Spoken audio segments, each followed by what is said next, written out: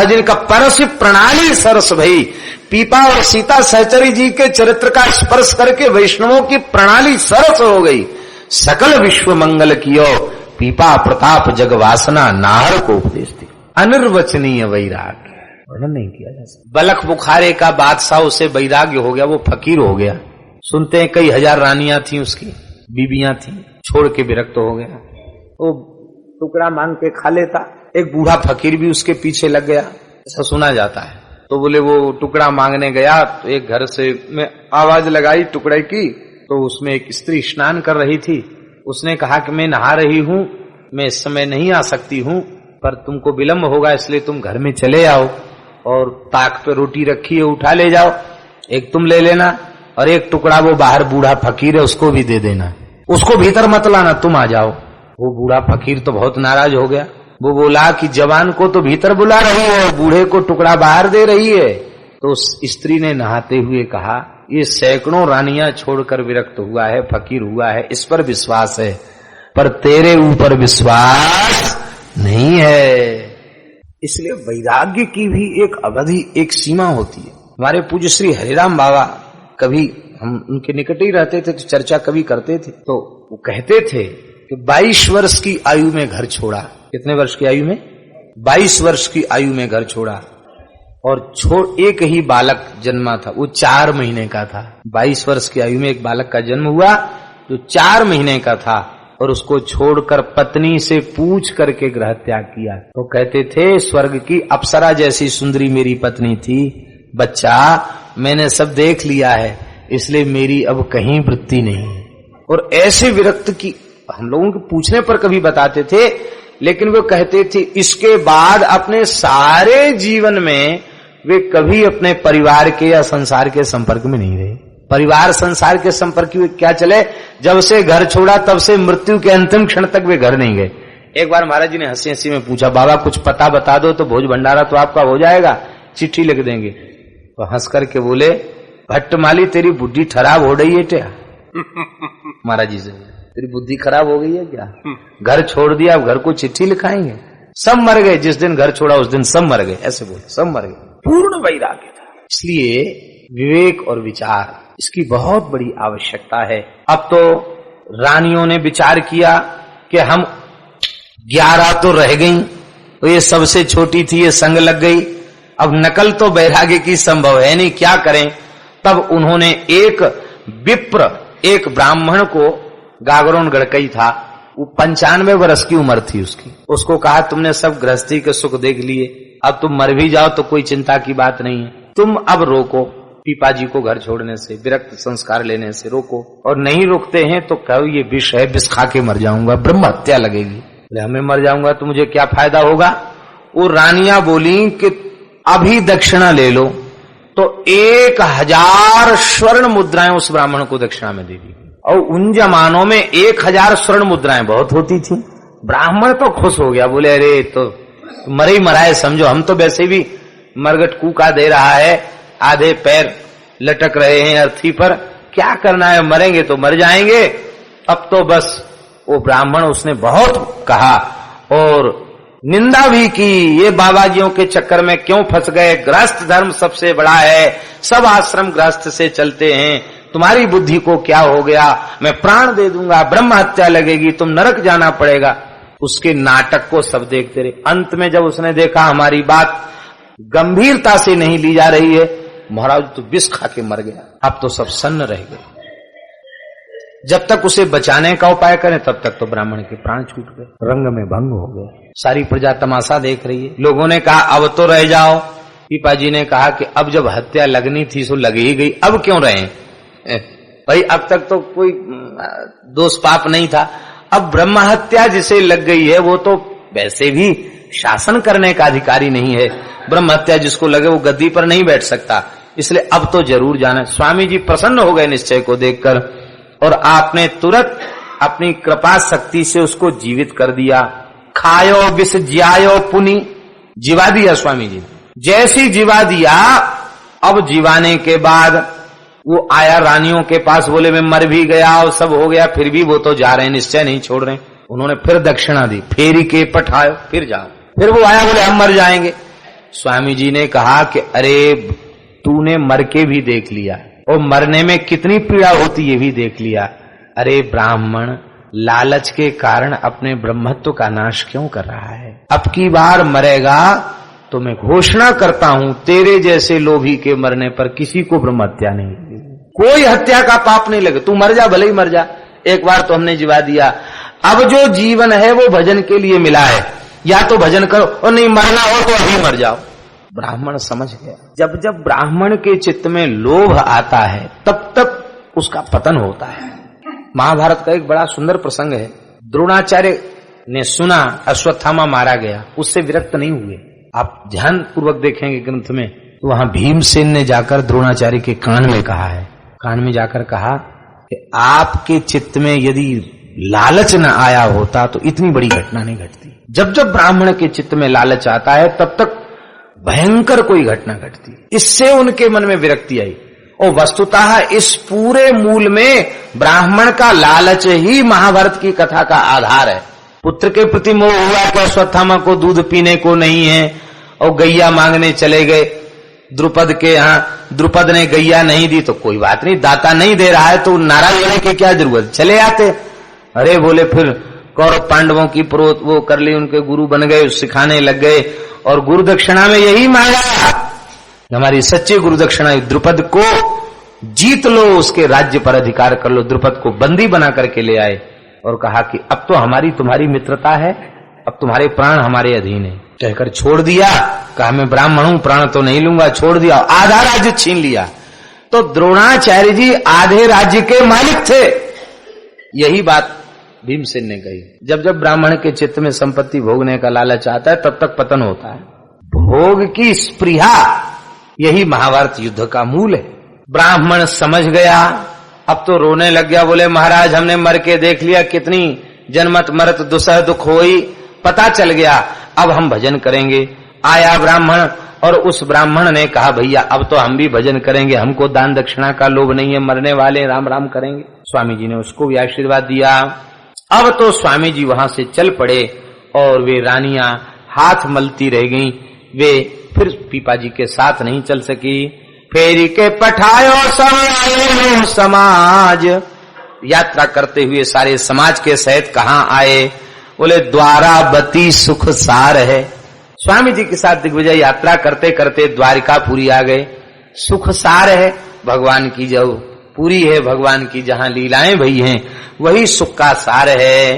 रहे को दिन आज्ञा मांगी इन रही वे की।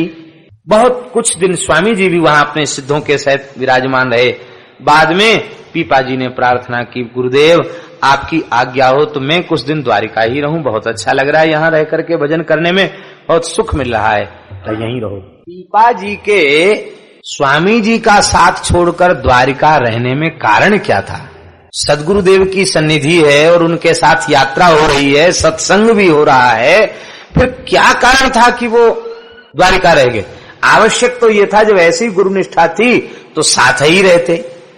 हमारे महाराज जी कहते थे इसमें भी पीपा जी की गुरुनिष्ठा ही कारण है। पीपा जी ने विचार किया कि स्वामी जी यतिराज हैं, 40 सिद्धों के सहित इनकी जमात चल रही है, विशाल जमात है, और इस पूरे हजारों साधुओं के समूह में एक भी स्त्री नहीं है, और मैं विरक्त वेश धारण करके इतनी रूपवती सीता सहचरी को साथ लेकर चलूं, इसमें हमारे गुरुदेव की कीर्ति को कहीं कलंक न लग जाए, इसलिए हम न साधुओं के स्वरूप को लजाएंगे न गुरु जी के स्वरूप को लजाएंगे।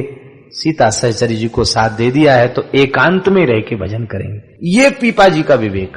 एक महात्मा थे, वे स्त्रियों का दर्शन और उनसे संभाषण नहीं करते थे। माताएं दूर से ही दर्शन करके चली जाती थीं, सत्संग सुन के चली जाती थीं, निकट बैठकर वे चर्चा नहीं करते। एक बार कुछ लोगों ने आग्रह किया, महाराज आप तो अत्यंत वृद्ध हो चुके हैं और आप परम विरक्त हैं, आपके यहाँ बैठकर कुछ माताएं सत्संग करें, अपने मन की बात पूछें तो उसमें आपको क्या भय है? इसका उत्तर दीजिए। तो बोले ठीक है, समय आने पर मैं उत्तर दूंगा। तो रोज उनके यहाँ 1 घंटे सत्संग होता था। तो उनका एक दर्जी भगत था, उस दर्जी भगत से उन्होंने कहा कि बेटा एक मेरी आज्ञा का पालन करो, पर किसी को बताना मत, इसका भेद किसी को पता न चले। ठीक है। बोले तुम कपड़ा तो बनाते हो ना? बनाते हैं। बोले कोई पेटीकोट, माताएं लहंगा पहनती है ना, लहंगा और चोली, ये तुम्हारे यहाँ कुछ बनी हुई रखे हो तो वो तुम रखे होंगे तुम्हारे यहाँ बने हुए, सिलाई होती तो बने हुए रखे होंगे, वो आधी रात को हमारे यहाँ पहुंचा जाना। और हमारी जो अर्गनी, कोरा कपड़ा किसी का पहना हुआ इसको अर्गनी पर लटका देना, ठीक है, फिर कल यथा समय सत्संग के समय फिर आना, जो आ गया बस ये भेद किसी को पता न चलेगा, ठीक है। दूसरे दिन सायंकाल को फिर सब सत्संग के लिए आए। महाराज ने सत्संग शुरू किया तो महाराज के मुंह की ओर तो कोई न देखे, सब खूंटी की ओर देखे। अरे ये लहंगा फरिया इनकी कुटिया में कहां से आ गए? बाबा जी बोले, भाई क्या बात है, आज तुम लोग सावधान होकर कथा नहीं सुन रहे हो, किधर देख रहे हो? आज श्रद्धा सबकी थी, संकोच के मारे कोई न बोले। नहीं महाराज, निर्भय होकर बताओ, नहीं तो कथा नहीं होगी, सच्ची सच्ची बात बताओ। एक ने थोड़ी छाती को कर्री किया, कहा महाराज जी आपका सारा जीवन बड़ा पवित्र और आदर्श जीवन रहा, लेकिन आज ये अच्छा नहीं लग रहा है। भैया ये कपड़ा किसी का पहरा हुआ नहीं है, ये दर्जी की दुकान से मंगाया गया है, ये कपड़ा अच्छा नहीं लग रहा है। तो इन कपड़ों और आभूषणों से सजी धजी नारी क्या किसी विरक्त की कुटिया में अच्छी लगेगी? फिर क्या हमारी वाणी किसी को ज्ञान विज्ञान का उपदेश करने में समर्थ होगी? ये तो माताएं हैं, इनके प्रति हमारी अतिशय प्रीति है, भावना है, किंतु ज्ञान वैराग्य का आदर्श सुरक्षित रहे, इसके लिए ऐसी मर्यादा है। और कोई नारी और नर से विरोध नहीं है और भेद भी नहीं है। सब संतों ने प्रणाम किया। इसके बाद दर्जी भगत को कहा कि ये कपड़ा ले जाओ, तुम अपना उठा कर ले गए और लोगों को पता चला। तो ये सब कथाएं श्री मलुकदास जी ने एक दोहा में कहा है कि नारी घोटी अमल की अमली सब संसार, को एक साधु ऐसा ना मिला जो संग उतरा हो पार। कहते हमें अपने जीवन में ऐसा कोई साधु नहीं मिला जो नारी का कुसंग करके, इसका तात्पर्य है उपभोग करके संग उतर गया हो, ये तात्पर्य है। नहीं तो ऐसे तमाम समर्थ संत हैं, पीपा जी है, सीता सहचरी जी जीवन भर रही और वे जीवन मुक्त महापुरुष। लेकिन यह अपवाद है, सिद्धांत ये है कि यदि ग्रह त्याग किया है तो नारी संपर्क से दूर रहना ही चाहिए। इस संबंध में हमारे ब्रजमंडल के महान सिद्ध संत परम श्रद्धेय पूज्य पंडित जी महाराज, गिरिराज जी वाले पंडित जी, क्या कहना, क्या आदर्श है पंडित जी महाराज का, कैसा अद्भुत आदर्श। इस युग में यदि कोई साधक जीवन का आदर्श सीखना चाहे तो पंडित जी के जैसा जीवन पंडित जी का ही था। अद्भुत आदर्श जीवन, प्रत्येक निष्ठा आदर्श निष्ठा, और जो चरित्र भी उनका प्रकाशित हुआ है वो भी निश्चित ही साधकों के लिए अतिशय प्रेरणादायी, अतिशय प्रेरणादायी। तो केवल गुरु महाराज की कीर्ति कलंकित न हो, इसके लिए ऐसा किया। अब स्थिति महाराज ये बन रही है, कलिकाल की प्रचंड विडंबना ऐसी है कि बड़े बड़े मठ, सन्यासियों के, यतियों के, विरक्तों के मठ, उनमें त्याग वैराग्य और भजन के नाम पर भी स्त्रियों का संग्रह किया जाए। ये दुर्भाग्य की बात। तो केवल इसीलिए श्री पीपा जी ने वेश कलंकित न हो, इसके लिए उन्होंने कहा गुरुदेव हम यही निवास कर। हाँ ठीक है, यही निवास कर। अब क्या हुआ, रहे को दिन आज्ञा मांगी न रही बेकी, रहे को दिन आज्ञा मांगी न रही बेकी, कूदे सिंधु माझ चाह उपजी अपार है। हाँ कूदे सिंधु माझ चाह उपजी अपार है। आप भजन करने लग गए, बहुत व्याकुल हृदय हो गया। लोगों से पूछते हैं श्री कृष्ण कहाँ मिलेंगे, श्री कृष्ण का दर्शन कहाँ होगा। अब यहाँ साधक एक बात ध्यान पूर्वक सुने, वो बात ये, बहुधा साधक इष्ट और उपासना के भेद में पढ़ करके अपनी प्रगति को बाधित कर लेते हैं। श्री रामानंद स्वामी जी के द्वारा पीपा जी को श्री राम तारक मंत्र की दीक्षा प्राप्त हुई, श्री सीताराम जी की उपासना प्राप्त हुई, और वे द्वारिका आकर श्री कृष्ण रुक्मिणी के दर्शन के लिए व्याकुल हैं। तो ठाकुर में भेद रह गया? नहीं तो कहते कृष्ण भगवान हमारे इष्ट थोड़े ही हैं, इनके दर्शन की इच्छा हमारे मन में क्यों हो। रघुवर यदुवर गाय विमल कीर्ति संचोधन। देखो देवदत्त नाम का व्यक्ति है, वो जटा रखा के आ जाए तो भी लोग उसको देवदत्त कहेंगे, मूड़ मुड़ा के आ जाए तो भी उसको देवदत्त कहेंगे, सफेद कपड़ा पहने तो भी देवदत्त कहेंगे, लाल कपड़ा पहन ले तो भी क्या नाम बदल जाएगा, लोग कहेंगे देवदत्त हैं। आपका कोई मित्र नाटक में राजा बन के आ जाता है तो आप उसको राजा मानते हैं? आप क्या कहते हैं, अरे अमुक व्यक्ति हम जानते हैं उसको। तो जैसे यथा देवदत्ता जटी मुंडी सिखी स्वमाख्याम न जहाती, जैसे देवदत्त जटी मुंडी सिखी होने पर भी अपनी आख्या का त्याग नहीं करता, अपनी संज्ञा का त्याग नहीं करता, ऐसे ही हमारे प्राण वल्लभ श्री ठाकुर जी वे मत्स्य बन जाएं, कच्छप बन जाएं, वाराह बन जाएं, नृसिंह बन जाएं, मुरली लेके आ जाएं, धनुष्बाण लेके आ जाएं, शंख चक्र लेके आ जाएं, ठाकुर तो हर स्थिति में ठाकुर ही रहते हैं। ये बहुरंगी ठाकुर है। एक ही अवतार में कितने भेद कितने रूप दिखाते हैं ठाकुर जी, एक ही अवतार में।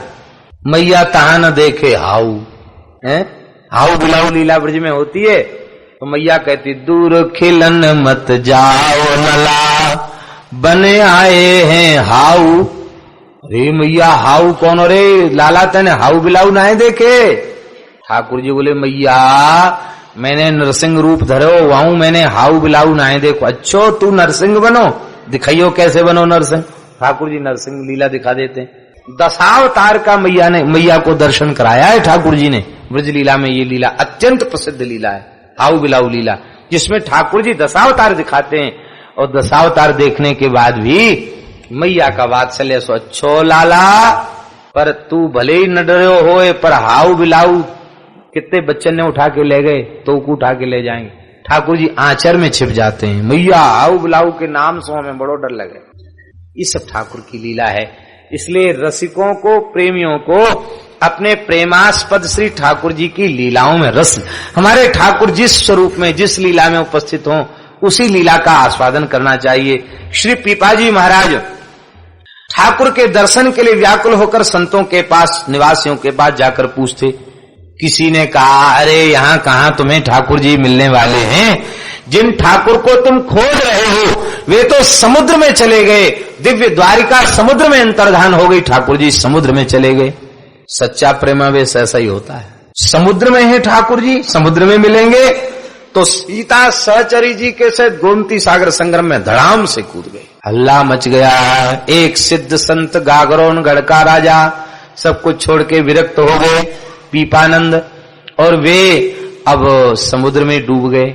उधर क्या हुआ, आहा, ठाकुर जी के पास जैसे ही पहुंचे, बहुत सुंदर चरित्र है। स्वयं ठाकुर जी पीपा जी को लेने के लिए अगवानी करने आए आगे लेना आप दिए हैं पठाई जन, आए आगे लेना आप दिए हैं पठाई जन। देखी द्वारावती कृष्ण मिले बहु भाई के, देखी द्वारावती कृष्ण मिले बहु भाई के। ठाकुर ने अगवानी करी है, विधिवत अगवानी की है, महल में पधरावनी की है। महल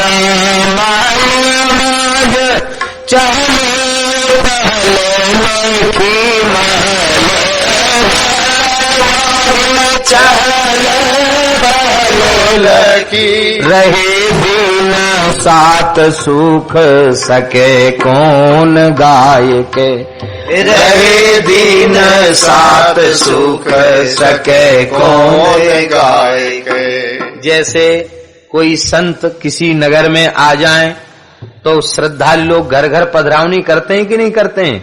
ऐसी ठाकुर जी बोले हम तो गृहस्थाश्रमी हैं और पीपा जी आप विरक्त संत हैं, इसलिए अपनी चरण रस से हमारी कुटिया पवित्र। कभी रुक्मिणी के महल में, कभी सत्यभामा के महल में, कभी जमुना जी के महल में, कभी जाम्बवती के महल में, कभी मित्रवृंदा के महल में, कभी लक्ष्मणा के महल में, कभी भद्रा के महल में। वे महाराज कितने महल हैं? अरे बोले 16,100 तो महल हैं, पर यदुवंशियों के अलग अलग महल हैं। महाराज हम तो यहीं से सबको आशीर्वाद दे देंगे। हर महल में पीपा जी की पधरावनी होती, आरती पूजा सेवा पधरावनी सत्कार होता और श्री पीपा जी महाराज हरिनाम संकीर्तन करते, भगवत चरित्र सुनाते, संतों के चरित्र सुनाते। 7 दिन कैसे व्यतीत हो गए पता ही नहीं चला। सुदामा जी के आतिथ्य के बाद द्वारिका में यदि किसी ने 7 दिन तक आतिथ्य प्राप्त किया है तो वे कलिकाल के एकमात्र भक्त हैं श्री पीपा जी महाराज। 7 दिन तक द्वारकाधीश का आतिथ्य स्वीकार किया। इसके बाद आज्ञा दई जाए वो न चाहे जाए वो पिए वह रूप देखो मोही को जू जाय के, पिए वह रूप देखो मोही को जू जाय के। भक्त बूढ़ गयो यह बड़ोई कलंक भयो, बूढ़ गयो यह बड़ोई कलंक भयो। मेटो तम अंक संक गई कुलाई के, मेटो तम अंक संक गई कुलाई के। भगवान ने आज्ञा दी, पीपा जी अब आप प्रस्थान करो। पीपा जी रोने लग गए, बोले महाराज एकदम कानून को ताक पर रखकर आज्ञा क्यों दे रहे हो? न तद्भासयते सूर्यो न शशांको न पावका, यद गत्वा न निवर्तन्ते तद्धाम परमम मम। आपके धाम में आकर कोई लौटता है क्या? फिर आपकी दिव्य द्वारिका वैकुंठ में आकर के हम फिर लौटकर संसार में चले जाएं, ये कैसे संभव है? भगवान बोले हमारी आज्ञा से ये भी संभव है। महाराज आप आज्ञा क्यों देना चाहते हैं? क्या हमसे कोई अपराध बन गया? बोले नहीं, अपराध नहीं। हे भक्त राज पीपा जी महाराज, हमारे सिर पे एक कलंक लग गया है, आप ही उस कलंक का परिमार्जन कर सकते हैं। पीपा जी बोले महाराज सरकार आप पर क्या कलंक लग गया? बोले हम पर कलंक ये लग गया कि आपका नाम लेकर के एक भक्त दंपति संत, दो संत नाम लेकर समुद्र में कूद गए। भक्त बूढ़ गयो यह बड़ोई कलंक भयो। एक भक्त डूब गया, ये कलंक हमारे सिर पर लगा है, आप उस कलंक को धो दीजिए। जब आप यहां से जाएंगे तो मेरी महिमा को बढ़ाएंगे और अनंत जीवों का उद्धार करेंगे। कहा प्रभु आपकी यह रूप माधुरी को फिर हम कैसे देखेंगे? भगवान ने हृदय से लगा के कहा पिए वह रूप देखो मोही को जू घा जाई के। जो जिन आंखों ने मेरी रूप सुधा का पान किया है उन आंखों को फिर मेरे रूप के अतिरिक्त और कुछ दिखाई नहीं पड़ता है। इसलिए तो आंख वाले हैं ही वे जिनको दर्शन हो गया। जब तक आंख को दर्शन नहीं हुआ तब तक संसार दिखता है, दर्शन होते ही संसार त्रिवित हो जाता है। अक्षणवता फलमिदं न परं विदाम सख्या पशु ननु विवेशयतो वयस्यै वक्त्रं ब्रजे ससुतयो अनुवेणु जुष्टम यैर्वाणि पीतमनुरक्त कटाक्ष मोक्ष। अरे सखी आंख होने का, इन आंख वालों का आंख होने का सर्वोत्कृष्ट यदि कोई फल है तो यही है बंसी बजाते गैया चराते इन आंखों से श्याम सुंदर का दर्शन हो। जनक जी के दूत आए, दशरथ जी ने पूछा तुम नीके निज नयन निहारे, अच्छे हैं हमारे लाला, आंख से देख। हाँ खूब देखा, आंख भर के देखा। हम कैसे माने तुम श्री राम लक्ष्मण का दर्शन करके आ रहे हो? कोई प्रमाण दो। आहा बहुत प्रसिद्ध चौपाई है। नाथ देखी तेरे बालक दो, नाथ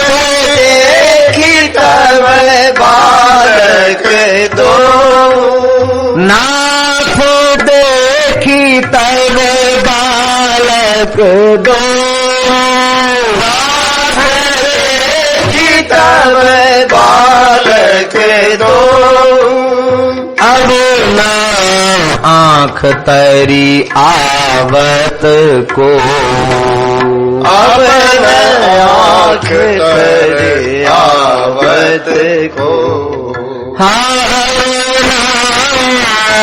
तरी आवत को, अब आँख तरी आवत को। ये देखने का प्रमाण है। हे पीपा जी, मेरी झांकी का दर्शन तुम्हारी आंखें कर चुकी हैं। अब धरती पर जाने के बाद जित देखो तित श्याम मई है, सर्वत्र तुम्हें हमारी अनुभूति होगी। आहा, आगे का प्रसंग तो इतना, अब वो एक प्रसंग पर ही हमको पहुंचाकर विश्राम करना है, इसलिए थोड़ा सा धैर्य और धारण करें। ठाकुर जी विदाई करने जा रहे हैं। आहा, ठाकुर जी विदाई करने जा रहे हैं। किसकी? अपने प्राण प्यारे भक्त श्री पीपा जी की विदाई करने जा रहे हैं। कैसा दृश्य है विदाई का। चले पहुंचाए वे को प्रीति के धीना को, चले पहुंचाए वे को प्रीति